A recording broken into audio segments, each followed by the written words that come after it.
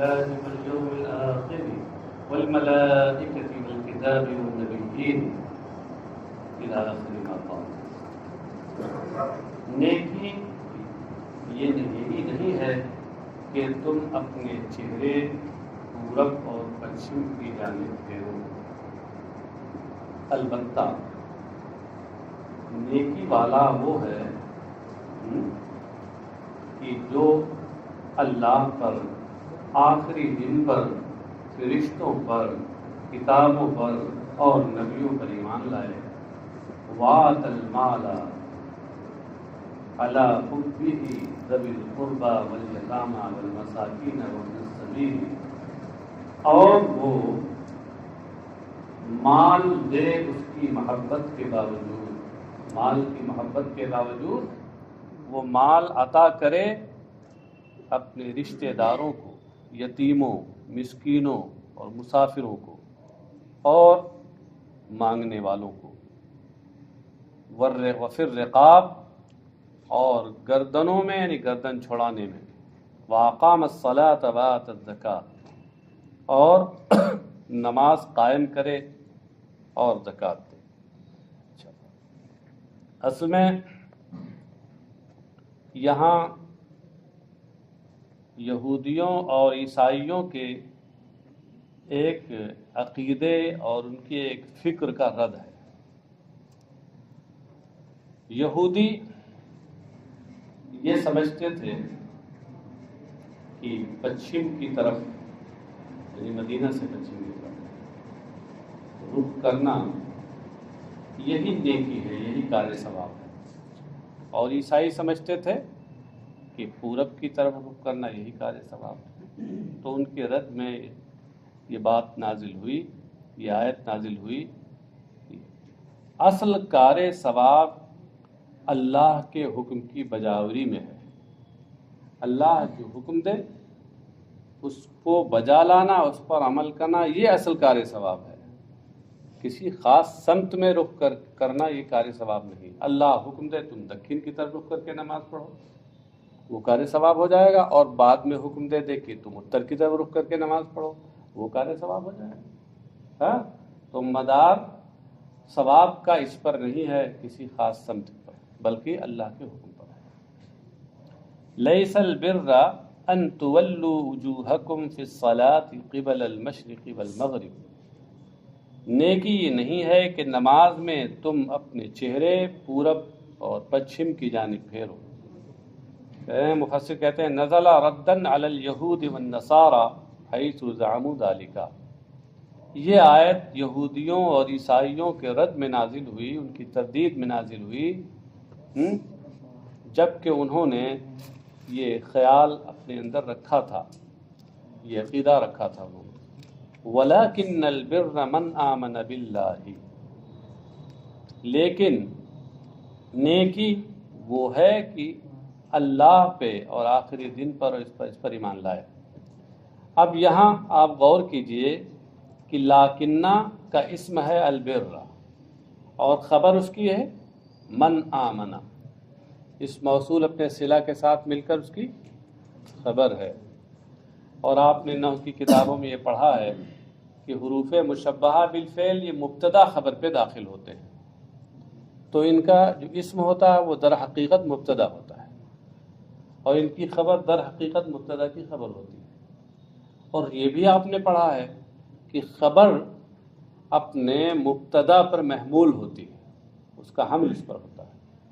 ہاں، مبتدا موضوع ہوتا ہے اور خبر محمول ہوتی ہے. اب بتائیے یہاں کہ بر جس کا معنی نیکی ہے، اس کو موضوع بنانا، اور من آمنا، من جو ایک ذات کو بتا رہا ہے، اس کو اس پر حمل کرنا اور محمول کرنا، یہ صحیح ہے؟ ہاں، یہ تو اس میں ذات کا حمل وصف محض پہ لازم آئے گا. تو اس لیے یہ بہت بڑی فنی بظاہر خرابی لگ رہی تھی. مفسر کہہ رہے ہیں اسی کا جواب دیتے ہوئے کہ اگرچہ بظاہر بر ہے مگر مراد ہے ذل بر، ولیکن البر اے ذل بر. ہاں، اچھا، یہاں ہمارے سامنے جو کتاب آئی ہے، کسی صاحب نے بہت اعتماد کے ساتھ ذل برو لکھ دیا ہے، عرب اعراب لگا دیا ہے، اس لیے کہ ان کے یہاں مضاف الیہ مرفوع ہوتا ہوگا، اس میں کیا مضاف ہے اور بر مضاف الیہ ہے تو ذل بر ہوگا، بہت باضابطہ قلم سے، نیلے قلم سے لگایا ہے۔ اچھا، تو اب جب ذل بر ہو گیا تو ذل بر کا مطلب کیا ہوا؟ نیکی والا، یعنی نیک آدمی۔ اب خبر کا اس کے اوپر حمل صحیح ہو گیا، ہاں کیونکہ اب اس میں ذات کا حمل وصف محض پہ نہیں لازم آیا، اور اس کی دلیل یہ ہے کہ خود ایک قرات شاذہ میں البار آیا ہے، بر کے بجائے البار آیا ہے۔ قرات شاذہ سے معنی کی تائید ہوتی ہے، توضیح ہوتی ہے، تو اور بار جب آیا ہے تو اس کا مطلب یہ ہے کہ اس کا معنی وہی ہوا جو ذل بر کا ہے۔ لیکن نیک وہ ہے جو ایمان لائے اللہ پر۔ ایک تو جواب یہ ہوا جو انہوں نے دیا، آپ کو سمجھ میں آ گیا۔ بعض مفسرین نے اس کا یہ جواب دیا ہے کہ بر کو اپنی جگہ پہ رکھیے، یہاں من سے پہلے مضاف محذوف مانی، یعنی یوں کہیے کہ وَلَٰكِنَّ الْبِرَّ بِرُّ مَنْ آمَنَ بِاللَّهِ وَالْيَوْمِ الْآخِرِ، لیکن نیکی اس کی ان لوگ کی نیکی ہے کہ جو اللہ پر، آخری دن پر، فرشتوں پر، کتابوں پہ ایمان لائے۔ بظاہر آپ دیکھیں یہ زیادہ منطبق ہو رہا ہے اس پر۔ نیکی یہ نہیں ہے کہ تو پورا پچھم نماز میں پھیرو، بلکہ نیکی یہ ہے کہ اس شخص کی نیکی کہ جو یہ کرے، یہ بظاہر زیادہ منطبق ہو رہا ہے اس پر۔ صحیح یہ بھی ہے، امام سیوطی نکالا ہے۔ الکتاب کی تفسیر میں کہا ایل کتبی، اشارہ یہ کیا کہ الف لام یہاں استغراق کے لیے ہے اور کتب کے معنی میں ہے۔ والنبیین وآت المال علی حبہ، علی کے بعد معا نکال کے یہ بتایا کہ علی مصاحبت کے لیے ہے، معا کے معنی میں، اور جو مال کی محبت کے باوجود مال دے، کس کو دے؟ آتا کا مفعول بھی ثانی، مفعول بھی اول تو مالا ہے، مفعول بھی ثانی کا ذوی القربا، قرابت داروں کو، رشتہ داروں کو مال دے۔ قربا کے بعد القرابہ بڑھا دیا انہوں نے، اس کا لغوی معنی بتا دیا۔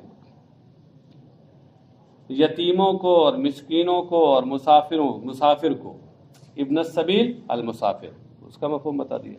والسائلین، اور سوال کرنے والوں کو، السائلین یعنی الطالبین، یہ سوال بمعنی استفسار سے نہیں ہے بلکہ سوال بمعنی طلب سے ہے۔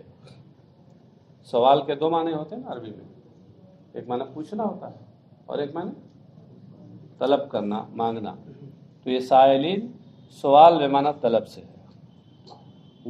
وفر رقابی، اور گردنوں میں مال دے، کیا مطلب ہے؟ گردن میں رکھ دے، وفی فکر رقاب، اشارہ کیا کہ یہاں مضاف محذوف ہے، اور مطلب یہ ہے کہ گردنیں چھڑانے میں مال خرچ کرے۔ گردنیں چھڑانے سے مراد کیا ہے؟ المکاتبین والاسرا، یعنی مکاتبوں اور قیدیوں کو چھڑانے میں، یعنی رقاب سے مراد ہے المکاتبین یا الاسرا۔ مکاتب تو آپ لوگ جانتے ہیں، جس سے اس کے آقا کے درمیان یہ معاہدہ ہو گیا ہو کہ تم اتنا پیسہ دے دو اور اتنا مال دے دو، اس کے بعد تم آزاد ہو۔ تو یہ مال جو ہوتا ہے وہ بدل کتابت کہلاتا ہے، اور ایسا غلام مکاتب کہلاتا ہے۔ اس کا حکم یہی ہے کہ وہ جب دے دے گا آزاد ہو جائے گا۔ تو اب کوئی شخص اپنا مال دے تاکہ یہ بیچارہ بدل کتابت دے کر کے اور غلامی سے آزاد ہو جائے، تو یہ بھی بہت نیکی کا کام ہے۔ وَأَقَامَ الصَّلَاةَ وَآتَى الزَّكَاةَ، نماز قائم کرے اور زکوٰۃ دے۔ اس پر یہ شبہ ہوا کہ ارے بھائی اوپر بھی تو ابھی بات یہی ہوئی تھی کہ مال دے، فلاں فلاں کو مال دے، یہ زکوٰۃ بھی تو وہی ہے، تو یہ تو تکرار ہو رہی ہے، تکرار ہو رہی ہے اس کی۔ ہاں، تو انہوں نے کہا نہیں تکرار نہیں ہو رہی ہے، یہاں زکوٰۃ سے مراد ہے وہ جو فرض ہے، جس کا دینا فرض ہے، اور وہاں جو مال ہے مال دینا اس سے مراد ہے نفلی طور پہ جو فرض نہیں ہے، تو وہاں نفل کا بیان ہے، یہاں مفروض کا بیان ہے، فرض کا بیان ہے، تو تکرار کہاں ہوئی؟ کہتے وآت الزکاۃ المفروضۃ، کہتے وہ ما قبلہ فی التطوع، اور وہ زکوٰۃ دے جو اس پر فرض ہے، اور اس سے پہلے جو مال دینے کا ذکر ہے وہ فی التطوع، وہ نفلی صورت میں ہے۔ نیچے آپ کے محشی نے لکھ دیا فلا تکرار نہیں ہوگی۔ والموفون بعہدہم اذا عاہدوا، اور اپنے عہد و پیمان کو پورا کرنے والے جب وہ عہد و پیمان پورا کریں۔ مفسر نے آگے بڑھایا اللہ اب الناس، یعنی عاہدو، یہ عاہد یعاہد معاہدتن سے فعل ماضی ہے، یہ متعدی ہے، اس کے لیے ایک مفعول بھی چاہیے، عبارت میں مفعول بھی مذکور نہیں ہے۔ کیا ہے؟ مفسر نے کہا اس میں دو احتمال ہیں، یا تو اس میں جلالت ہو یا الناس ہو۔ وہ مطلب یہ ہوا کہ اور جب اللہ سے یا لوگوں سے عہد و پیمان کریں تو اپنے عہد و پیمان کو پورا کرنے والے۔ والصابرین فی البأساء والضراء وحین الباس، اور تنگی میں اور پریشانی بیماری میں اور جنگ کے وقت میں صبر کرنے والے۔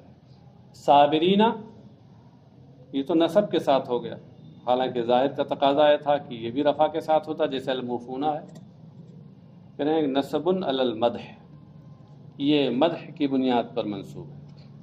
اور مدح کی بنیاد پر منصوب ہونے کا مطلب کیا ہوتا ہے کہ اس سے پہلے کوئی ایسا فعل محذوف مانا جائے گا کہ جو مدح اور تعریف کے مفہوم کو بتاتا ہے، یعنی امدح ہو مثلا، یا اس کے ہم مانا، اس کا مفعول بھی ہونے کی وجہ سے منصوب ہوگا۔ تو یہ منصوب ہے مدح کی بنیاد پر۔ فی الباساء والضراء، یعنی وہ لوگ جو صبر کرنے والے ہیں۔ باسا کے معنی بتا دیں شدت الفقر، نہایت غربت کے عالم میں جو صبر کرنے والے ہیں۔ والضراء اس کے معنی بتا دیا المرض، پریشانی یعنی بیماری میں جو صبر کرنے والے ہیں۔ وحین الباسی، باس کے معنی بتا دیے کہ حین الباسی یعنی وقت شدت القتال فی سبیل اللہ، راہ خدا میں سخت جہاد کے وقت، سخت جنگ کے وقت وہ صبر کرنے والے ہیں۔ وقتہ حینا کے معنی ہو گئے، اور شدت القتال الباس ہو گیا، اور پھر فی سبیل اللہ سے یہ بتا دیا کہ ہر جنگ نہیں مراد ہے، بلکہ القتال میں الف لام ہے خارجی کا ہے، اس سے خاص جنگ مراد ہے، یعنی جو اللہ کی راہ میں لڑی ہے۔ اولئک الذین صدقوا واولئک هم المتقون، یہی لوگ ہیں الذین صدقوا جو سچے ہیں۔ اولئک اس کا مشار الیہ کیا ہے؟ الموصوفون بما ذکر، یعنی مذکورہ بالا اور اوصاف سے جو متصف ہیں، یہی لوگ وہ ہیں الذین صدقوا جو سچے ہیں۔ کس بارے میں سچے ہیں؟ فی ایمانہم او ادعاء البر، یا تو اپنے ایمان میں سچے ہیں، یہ مراد ہے اس سے، یا یہ مراد ہے کہ نیکی کا دعویٰ کرنے میں یہ سچے ہیں۔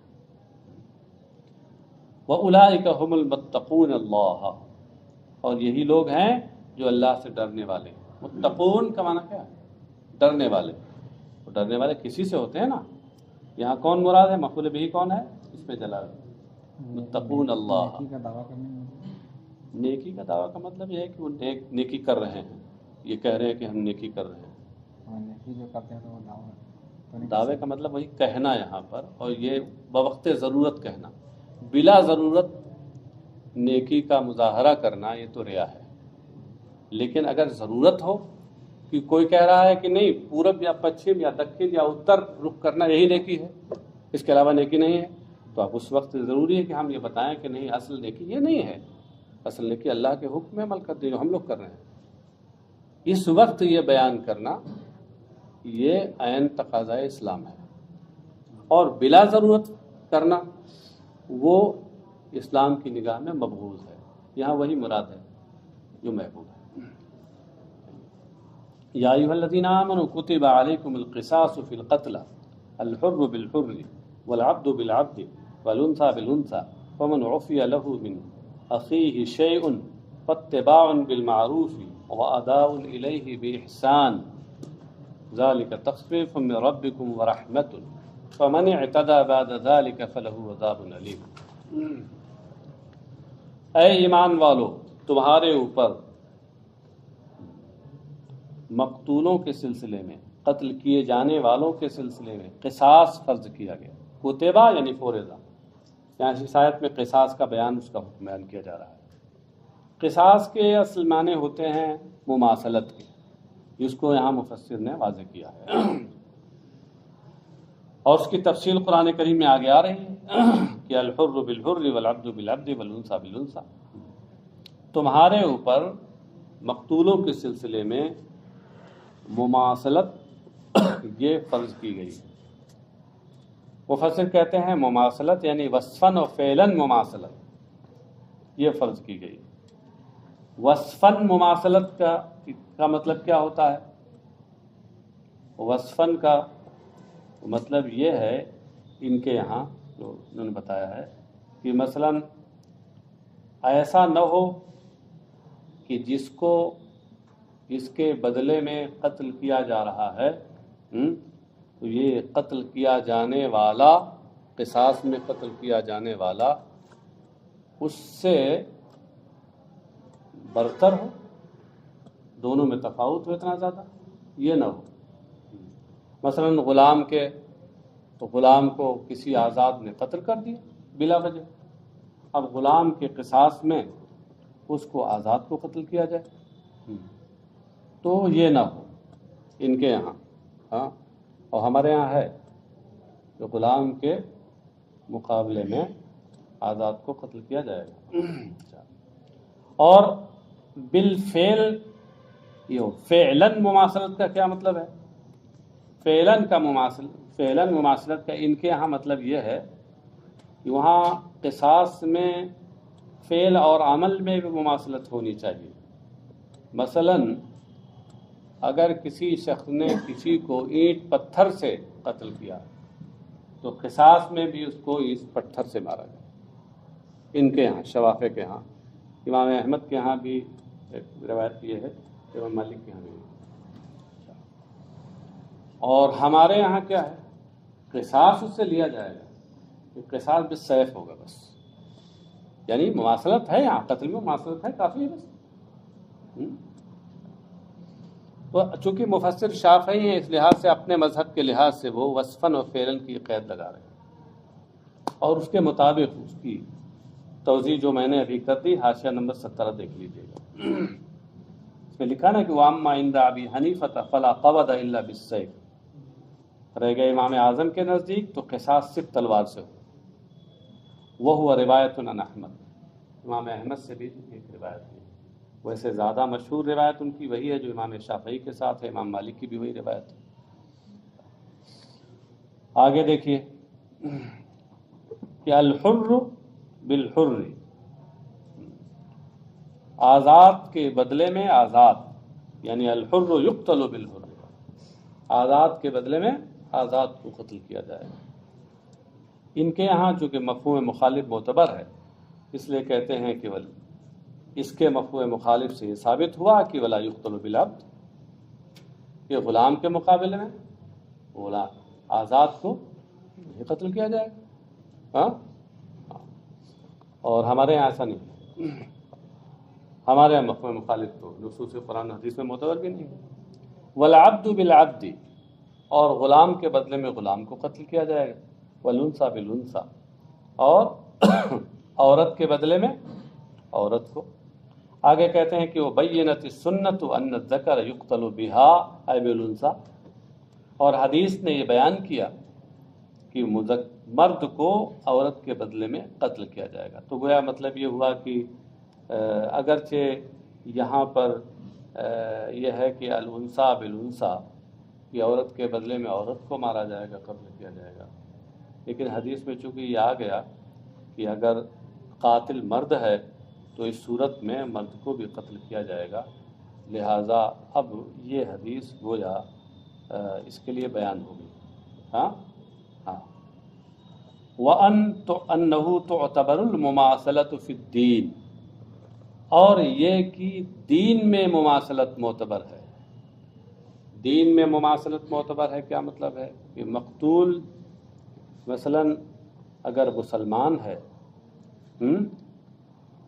تو اس کے بدلے میں قاتل کو قتل کیا جائے گا، اور مقتول اگر کافر ہے تو اس کے بدلے میں قاتل اگر وہ مسلم ہے تو اس کو قتل نہیں کیا جائے گا۔ ان کے یہاں یہ ہے، اپنے مذہب کے لحاظ سے کہتے ہیں کہ وَأَنَّهُ تُعْتَبَرُ الْمُمَاثَلَةُ فِي الدِّينِ، اور دین میں بھی ایک جیسا ہونا معتبر ہے یہاں۔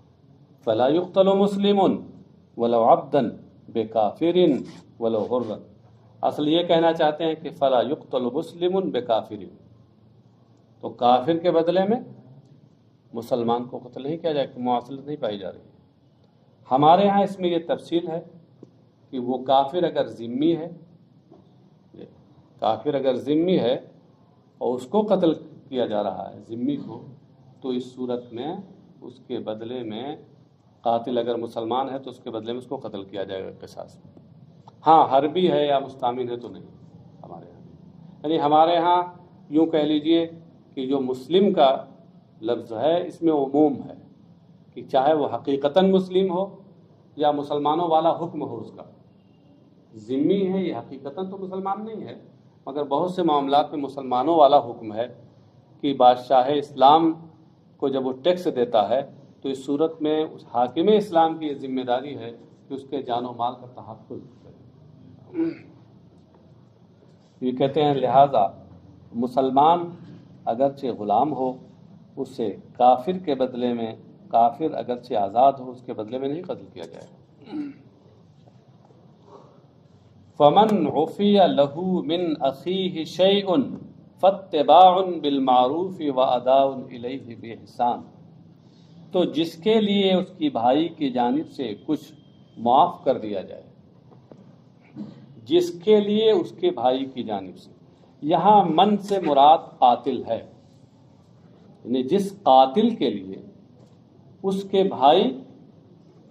بھائی سے مراد یہاں مقتول ہے، اس کے بھائی مقتول کی جانب سے کچھ معاف کر دیا جائے۔ مقتول تو دنیا میں رہا ہی نہیں، تو اس کے بھائی کی جانب سے پھر مقتول بھائی کی طرف سے معافی کا کیا مطلب ہے؟ مطلب یہ ہے کہ اس کے جو وارثین ہیں، جو اس کے ورثاء ہیں اور اولیاء ہیں، ان کی جانب سے کچھ معاف کر دیا جائے۔ کہتے ہیں فاتباع بالمعروف، تو اب نیکی کی پیروی کرنا ہے۔ مطلب یہ ہے کہ حکم تو قصاص کا ہے، لیکن اگر یہ سوچ کر کے رحم کرتے ہوئے کہ اب وہ جانے والا تو گیا، اب اس قاتل کو بھی ہم قتل کریں تو یہ بھی چلا جائے گا دنیا سے، چلو اس پر رحم کر دیں۔ بہت سے لوگوں کی زندگیاں اس سے متعلق ہیں۔ رحم کرتے ہوئے اگر قصاص معاف کر دیں اس کا، تو اس صورت میں دیت دینی ہوگی، اور اگر دونوں معاف کر دیں دونوں معاف ہو جائے گا۔ اب یہاں غور کیجیے آپ کہ مقتول کو بھائی کہا ہے، بھائی۔ قرآن کریم کی اس آیت سے اس بات کی جانب اشارہ ہے کہ گناہ کبیرہ کرنے والا، مرتکب کبیرہ، اس کا ایمان ختم نہیں ہوتا۔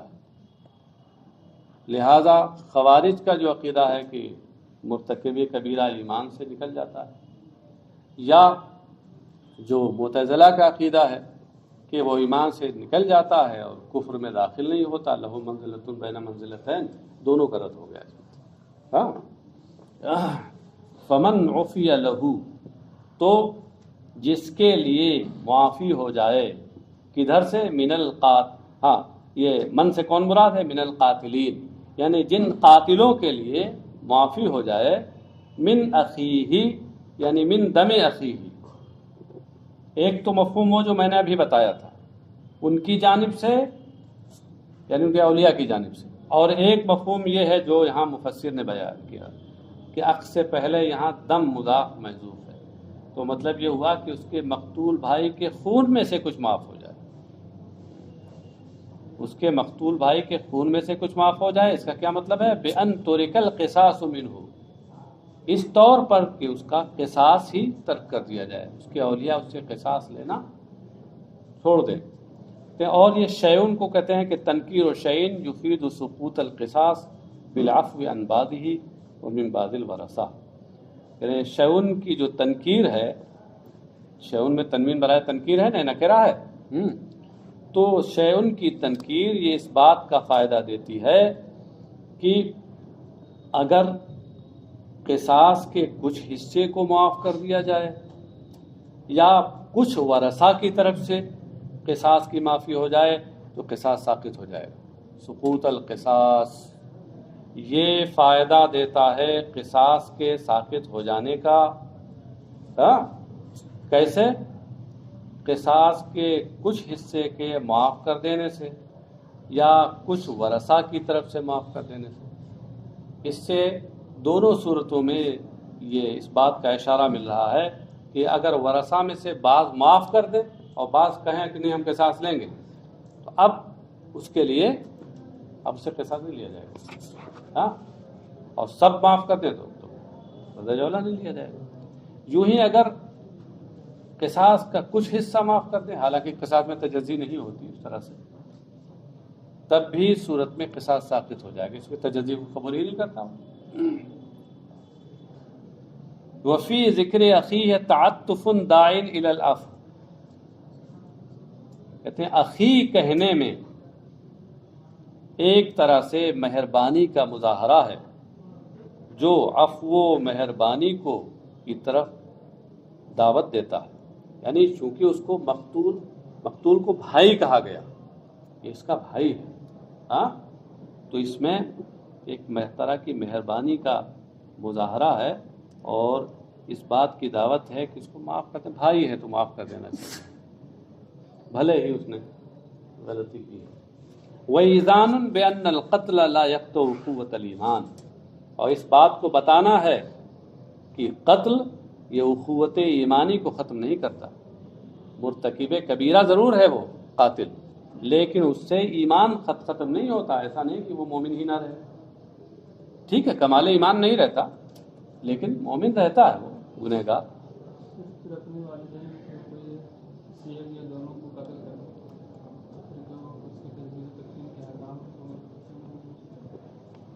وہ دوسری وجہ ہے، لیکن اس وقت بھی قوت ایمانی ختم نہیں ہوتی۔ ایسا تھوڑا ہے کہ قتل کرتے بہت سنگین جرم ہے، اخلاقی بھی جرم ہے، کبیرہ ہے، ہر کبیرہ برابر نہیں ہوتا، ہر کبیرہ کی سزا برابر نہیں۔ شراب پینا بھی کبیرہ ہے، زنا کرنا بھی کبیرہ ہے، تو کیا دونوں کی سزا ایک ہے؟ کہاں پہ قتل؟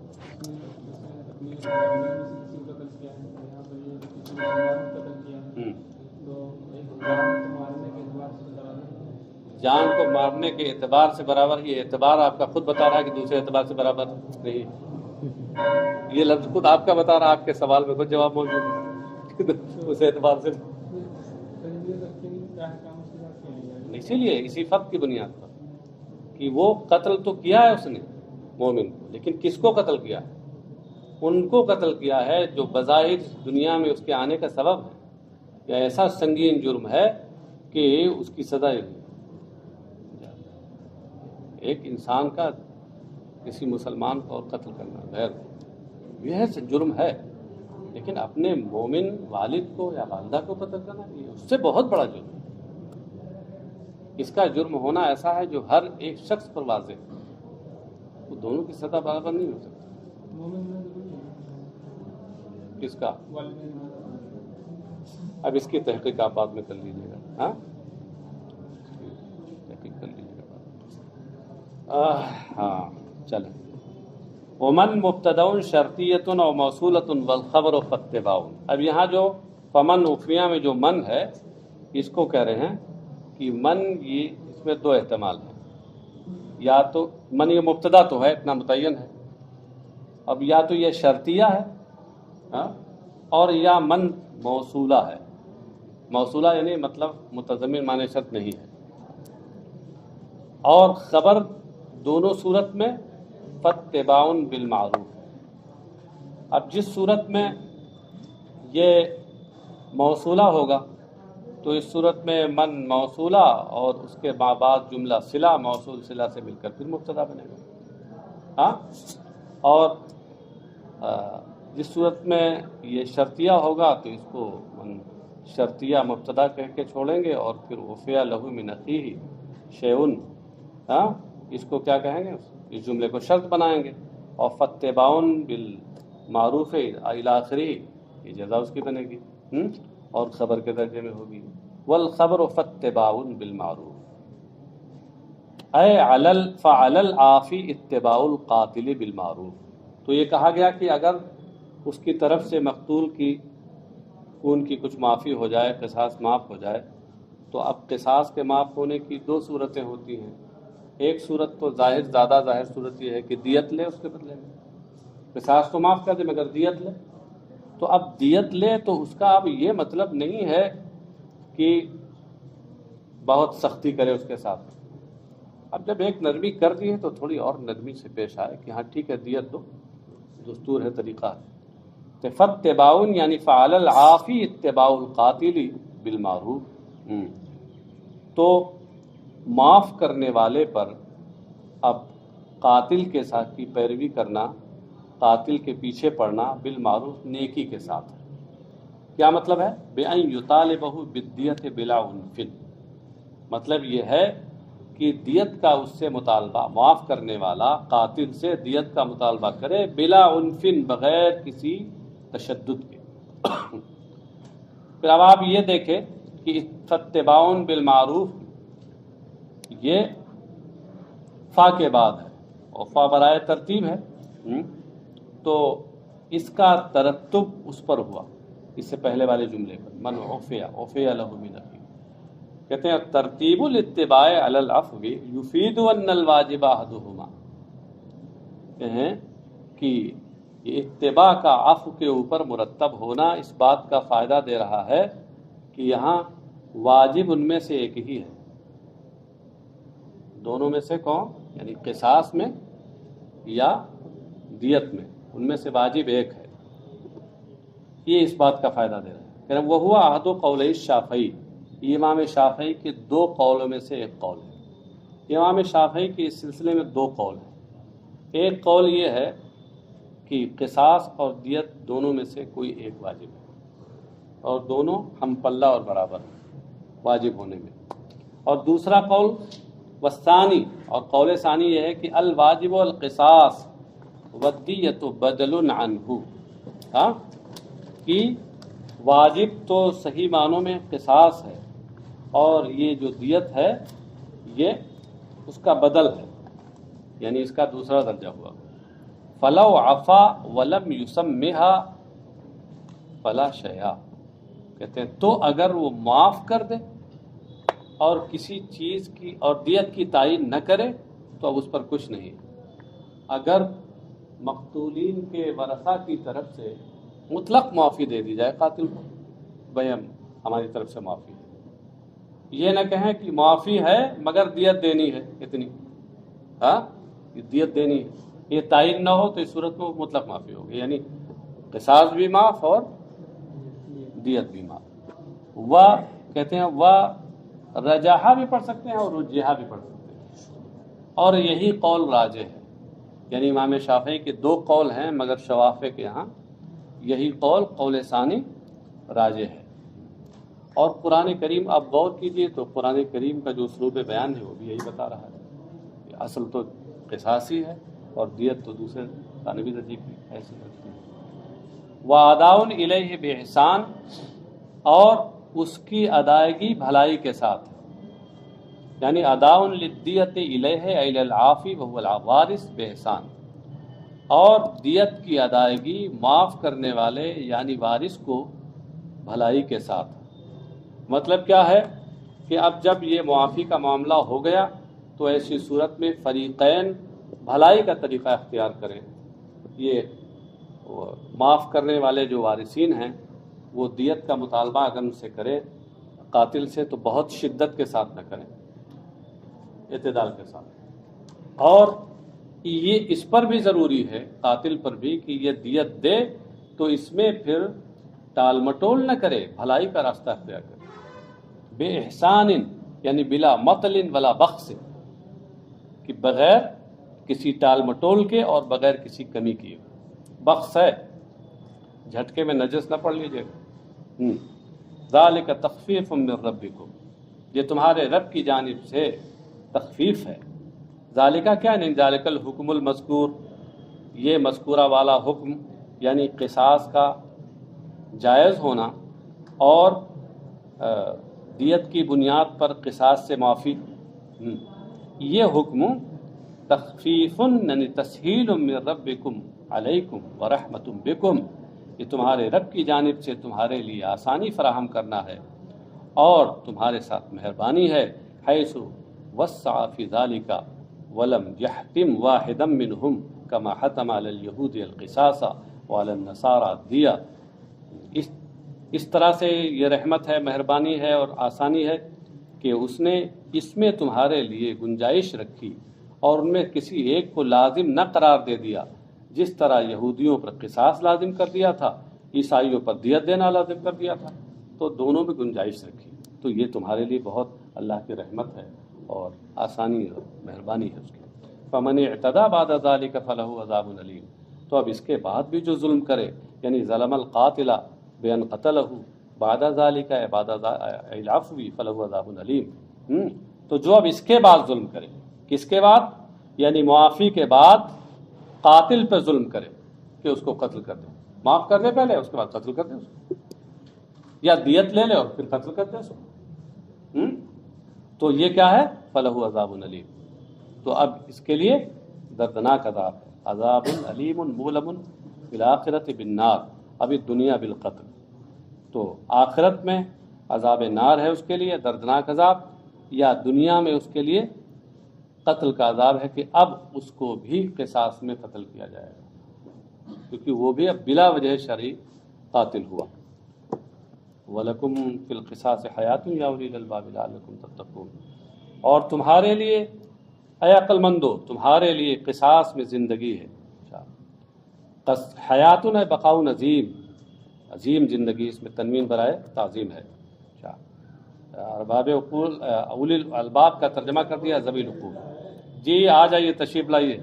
لأن القاتل اذا علم انه يقتل ارتدع، اس لیے کہ قاتل کو جب یہ معلوم ہو جائے گا کہ وہ بھی قصاص میں قتل کر دیا جائے گا، ارتدع تو باز آ جائے گا. ارے ہماری 2 گھنٹیاں پڑھائی انہوں نے، ہاں فاحیا نفسہ، تو وہ اپنے آپ کو بھی زندہ رکھے گا، ومن اراد قتلہ، اور اس کو بھی زندہ رکھے گا جس کے قتل کا ارادہ کرے. اگر پہلے وہ سوچ لے گا کہ ہم اگر اس کو قتل کریں گے تو یہ تو قتل ہوگا ہی، میں بھی قتل کیا جاؤں گا، تو اس صورت میں پھر باز آ جائے گا. قصاص کا تصور جہاں کیا، باز آ جائے گا، تو اب 2 زندگیاں بچیں گی. اس کو جس کو مارنے کا ارادہ ہے وہ بھی بچے گا اور پھر اپنے آپ کو بھی بچائے گا. کہتے ہیں اذا علم انہ یقتل، جب اسے یقین ہو جائے گا کہ وہ قتل کیا جائے گا قصاص میں، ارتدع یعنی امتنع عن قتل غیرہ، تو وہ اس سے باز آ جائے گا. فاحیا نفسہ ومن اراد قتلہ، یعنی من اراد قتلہ کا عطف ہے نفسہ پر، تو وہ اپنے آپ کو بھی زندہ رکھے گا اور اس کو بھی جس کے قتل کا اس نے ارادہ کیا. سمجھے؟ فشرع لکم لعلکم تتقون القتل مخافۃ القبض، تو اللہ نے تمہارے لیے اس کو مشروع کیا ہے قصاص کو، تاکہ تم تتقون القتل، تاکہ تم قتل سے بچو، مخافۃ القبض، قصاص کے خوف سے.